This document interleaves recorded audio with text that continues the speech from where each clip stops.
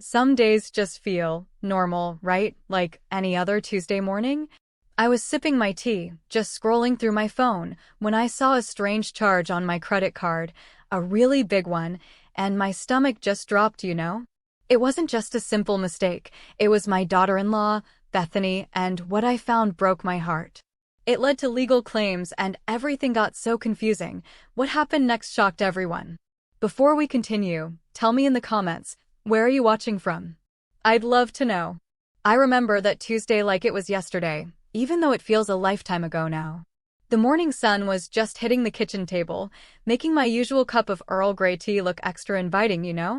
I was just sitting there, enjoying the quiet, flipping through my emails, when an alert popped up on my phone, a notification from my bank. Unusual activity detected on your credit card, it read. My heart gave a little flutter, a tiny warning sign, but I figured it was probably just a false alarm, a glitch. I'm Doris, by the way, and my life before all this was, well, pretty calm. I'd worked hard my whole life, saved my pennies, and now, in my late 60s, I was just enjoying my retirement in my cozy little house. My son, Paul, and his wife, Bethany, lived about 30 minutes away, and we saw each other often, usually for Sunday dinner. Things felt, good, stable. But that little bank notification started it all, didn't it? I tapped on it, and there it was, a charge for $300 at a fancy clothing store I'd never even heard of, much less visited. I mumbled to myself, narrowing my eyes. I definitely hadn't bought anything there. Then I saw another one, for over $100, at a high-end salon. And then, a quick succession of smaller ones, all within the last week, totaling almost $1,000. A chill went through me, colder than the morning air. This wasn't just a glitch, was it? This was something else entirely. My first thought, honestly, was maybe someone had skimmed my card online, but then I remembered where my card usually was, tucked safely in my purse, right there on the shelf in my closet. I went to check, just to be sure, my fingers fumbling a bit as I reached for my purse. It was still there, but as I opened my wallet, my breath caught. The familiar blue plastic of my primary credit card wasn't there. My fingers searched, tracing the empty slot. Nothing. It was gone. A cold dread, a real shiver, went right down my spine. That's when my mind, for the first time, turned to Bethany. It was a terrible thought, really, one I didn't want to entertain, but she had been at my house just a few days before, helping me organize some old photo albums. We've laughed, shared stories, she even made us sandwiches. Could she have? No, that couldn't be right. Bethany, my sweet daughter-in-law, Paul's wife? Impossible. I tried to tell myself it was a mistake, that I'd misplaced it, but the new charges kept popping into my head. I called the bank right away, my voice a little shaky as I explained what was happening. They confirmed the charges, of course, and immediately canceled the card. But they also told me something that made my heart ache. These transactions had all been made in person, not online. And the location of that fancy clothing store? It was near Bethany and Paul's house. The knot in my stomach tightened. I knew I couldn't just let it go, but how do you even begin to ask your own daughter-in-law, "Did you steal my credit card?" It felt so humiliating, even just thinking it. I decided to try a different approach first, a soft approach. I called Bethany that afternoon, trying to keep my voice light, casual. "Hi, darling," I started. "How are you today?" "Oh, I'm good, Doris," she said, her voice sounding a little too cheerful, I thought. "Just, running errands." "Oh, that's nice," I replied, trying to sound normal. I had a bit of a funny thing happen, actually. My credit card, the blue one, seems to have gone missing. I can't find it anywhere. I thought maybe, just maybe, I left it at your place when I was over last week. You know how I am. Sometimes I put things in silly spots. There was a tiny pause, just a beat, that felt like an eternity. "Oh no, Doris," Bethany said, her voice still light. "I don't remember seeing it at all. Are you sure you didn't just misplace it somewhere around your house? Maybe in a different purse?" "I've looked everywhere," I said, a little more insistent now, unable to hide the worry in my voice. "It's really strange." "Well, I'm so sorry, sweetie," she chirped. "I hope it turns up. Let me know if you want me to help you search, but honestly, I haven't seen it." Her denial was so smooth, so easy. It made my stomach churn.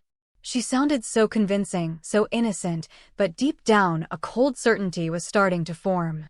My daughter-in-law, the woman who married my son, was lying to me. And the truth, that truth, hit me harder than any of those fraudulent charges. It wasn't just about the money anymore, was it? It was about the betrayal, about someone I trusted taking advantage of me, right under my nose. That night, I barely slept. I kept replaying the conversation, Bethany's overly bright voice, her quick denial. It felt like a punch to the gut, a betrayal that ran deeper than just a credit card. I knew then that I had to find out the real truth, not just for my money, but for my own peace of mind. I started downloading all my bank statements, every single one, going back months. I needed more than a gut feeling. I needed proof, solid proof, that would make her see there was no way out, no more excuses. The next few days felt like I was walking through a fog, a heavy, sad cloud hanging over me. I went about my routines, watered my plants, made my tea, read my book, but my mind was churning, dissecting every little detail. I had canceled the credit card, yes, but the bank statements, oh, the statements. They started arriving in my email, thick with details. It wasn't just the $1,000 I'd first noticed. Going back several months, I found more and more small, then not so small, purchases that definitely weren't mine. Gift shops, a pricey spa, fancy dinners at places Paul and Bethany sometimes mentioned. It was a steady drip, drip, drip of betrayal, totaling over $5,000. $5,000. It felt like a physical weight on my chest. I remembered something Paul had mentioned weeks ago about Bethany having a girls' day out with her friend, Cindy. He said it was just a lunch and some window shopping. But now, looking at the statements, I saw charges for hundreds of dollars at a designer boutique, then a manicure-pedicure that cost a fortune. My heart just broke, honestly. It wasn't just the money. It was the sheer disrespect, the deceit. My son, Paul, he loved Bethany, and I had, too, in my own way.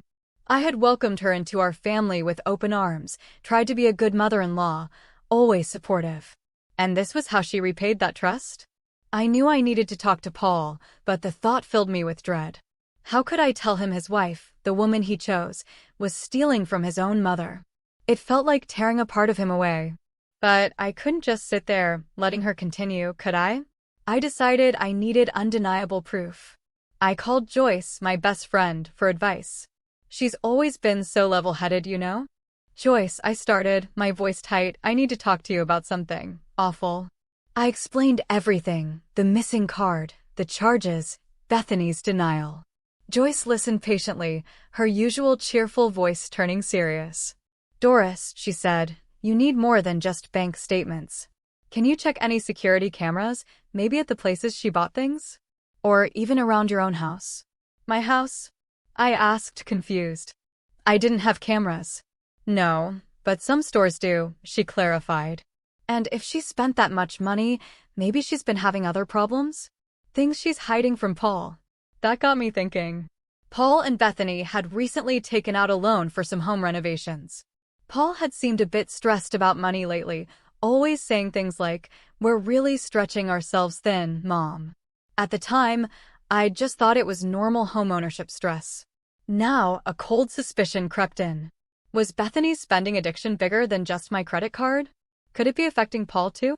This wasn't just about my small losses. It was about the potential ruin of my son's life. This was the broke-my-heart moment, truly. It wasn't just the betrayal. It was realizing the depth of the deception and how it could shatter my son's world. I was filled with a sudden, fierce resolve. I had to protect Paul, even if it meant exposing his wife. I spent the next week digging, really digging. I went to the fancy clothing store, pretending I was looking for a gift. I subtly asked about their security cameras, mentioning a similar incident I'd heard about. The manager, a kind young woman, said they kept footage for a month, but it was only for internal use or police requests. A dead end for now. But then I remembered Bethany had mentioned wanting a specific, expensive handbag. I did some searching online, found the exact store she'd gone to, and checked their returns policy. It turns out, They require the original credit card and a driver's license for any high-value returns. A spark of an idea. I also started watching Paul and Bethany more closely when they visited. Paul seemed more distant, quieter. Bethany, on the other hand, was overly bubbly, almost manic. One Sunday, after dinner, Paul mentioned their new car lease payments were a bit higher than we expected. Bethany quickly cut in, "Oh, it's fine, darling, we'll manage." She gave him a look, a sharp, warning glance. Paul just deflated. My heart ached for him. He was clearly under a lot of pressure, and Bethany was doing nothing to ease it. The very next day, Paul called me, his voice sounding tight, strained. "Mom," he started, "Bethany, she's been a little off lately. And our bank account, it's just not adding up." He sounded confused, worried. "I found some charges I don't recognize. And she's been so secretive with her phone." My son, finally, was seeing cracks in Bethany's facade. This was the opening I needed, but it still hurt to be the one to tell him the full, ugly truth. "Paul, honey," I said, my voice gentle but firm. "I need to tell you something, and it's going to be very hard to hear." I laid it all out, the missing credit card, the charges, the mounting evidence from my bank statements, my suspicions that it wasn't just my card, but a pattern of behavior. I told him about the specific stores, the dates, the amounts. I even mentioned the look Bethany gave him, the expensive handbag she'd wanted. There was silence on the other end, a long, heavy silence. Then a choked sound. "Mom," Paul finally whispered, his voice broken, "No, that can't be true. Bethany wouldn't." "I wish it wasn't true, darling," I said, tears pricking my eyes. "But the proof is there. And I think this is much bigger than just my card. I think she might be in serious trouble, and you might be too, because of her." The realization, the terrible, sickening realization of Bethany's financial problems and her impact on my son, hit him hard. I could almost hear his world falling apart over the phone. He was angry, yes, but also deeply hurt, confused. He tried to defend her, to find excuses, but the evidence I laid out was just too strong. He promised he would talk to her, confront her, but his voice lacked conviction. I knew then that I had to act, not just for myself, but to protect my son from Bethany's destructive path. I had to see a lawyer. Seeing Paul so broken, so utterly defeated, solidified my resolve. I couldn't just stand by and watch Bethany ruin his life, not after everything I'd seen. The humiliation I'd felt initially had morphed into a protective anger, a steely determination to seek justice, not just for my stolen money, but for my son's peace of mind.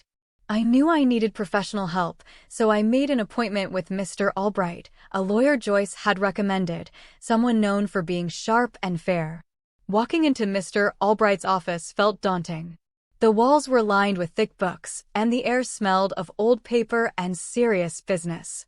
He was a kind-looking man with wise, tired eyes.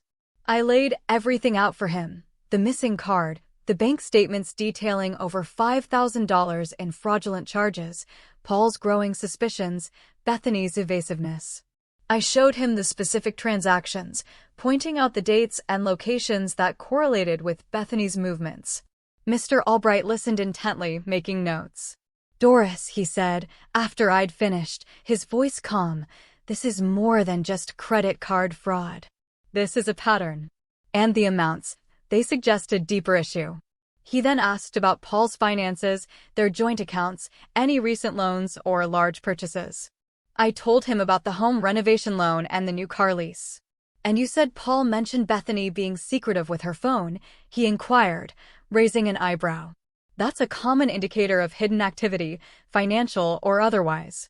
He started to dig, just as I had, but with legal tools at his disposal. He instructed me on how to formally request records, explained the process of a civil suit, and even mentioned the possibility of criminal charges, which made my stomach lurch. "We're not just looking at the $5,000 on your card, Doris," Mr. Albright stated, his voice firm. "If this is a larger pattern, her actions could have jeopardized Paul's assets, their home, even his future. We need to find out the full scope." The next few weeks were a whirlwind of paperwork, phone calls, and emotional strain. Paul, after a truly terrible confrontation with Bethany, finally accepted the truth. He was devastated, of course, absolutely gutted, but he also realized he couldn't keep protecting her. He came to my side, offering his support, albeit with a heavy heart.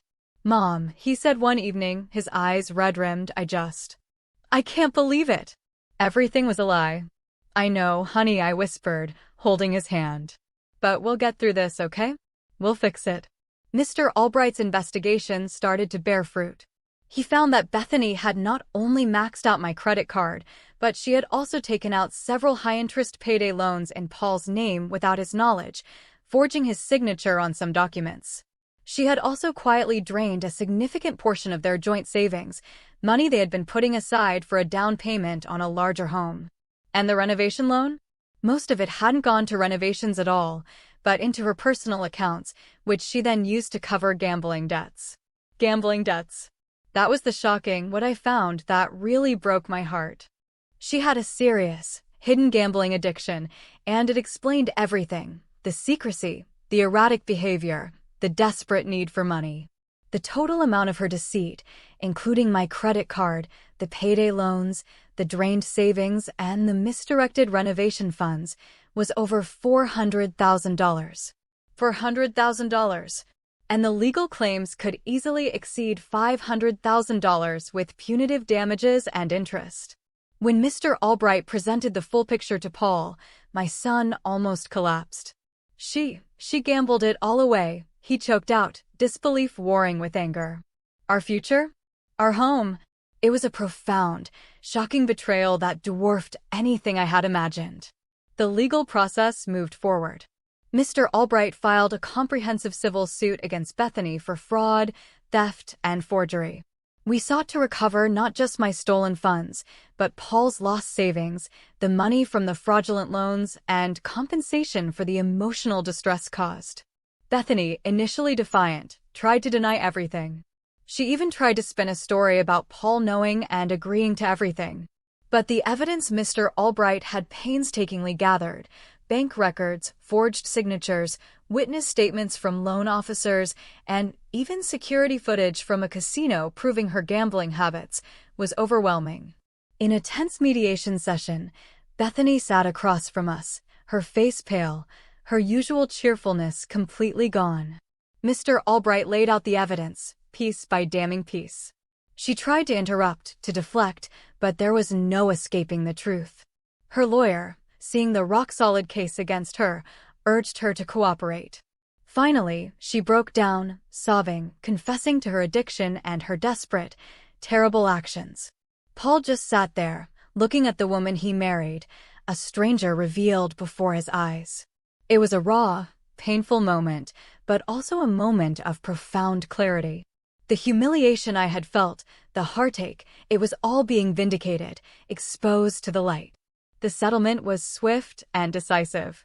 Bethany agreed to a structured repayment plan for my stolen funds, but more significantly, Paul was able to annul the fraudulent loans taken in his name. And we secured a substantial judgment against Bethany for the lost savings and the misdirected renovation funds, totaling over $500,000 in legal claims. It was a staggering amount, and when the news spread among our small community, it really did shock everyone.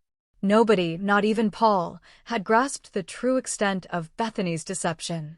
Bethany moved away, her marriage to Paul ending, leaving behind a trail of broken trust and financial ruin. It was a heavy price, but a necessary one. Paul, though wounded, started the long process of rebuilding his life, wiser and more cautious. He and I grew closer, our bond strengthened by the storm we'd weathered together. He finally understood why I had to do what I did. I had not just recovered my money, I had protected my son and brought a hidden truth into the light. It wasn't the revenge I wanted, not really, but it was justice, a hard-won peace. My credit card theft had been a tiny crack that revealed a gaping chasm beneath. I survived it, and I helped my son survive it too. I learned that even in the quietest, most mundane moments, life can throw you a curveball, forcing you to find a strength you didn't know you had. And sometimes, standing up for yourself, even against family, is the only way to heal and move forward. This whole journey, from that first weird bank alert to finally securing those legal claims, it really changed me, you know? It taught me that trust, once broken, can be incredibly hard to fix, and sometimes you just have to fight for what's right, even if it hurts. It wasn't about the money in the end, was it? It was about standing up for myself and for my son, about not letting deceit win. And that, my friend, is a victory I'll cherish forever.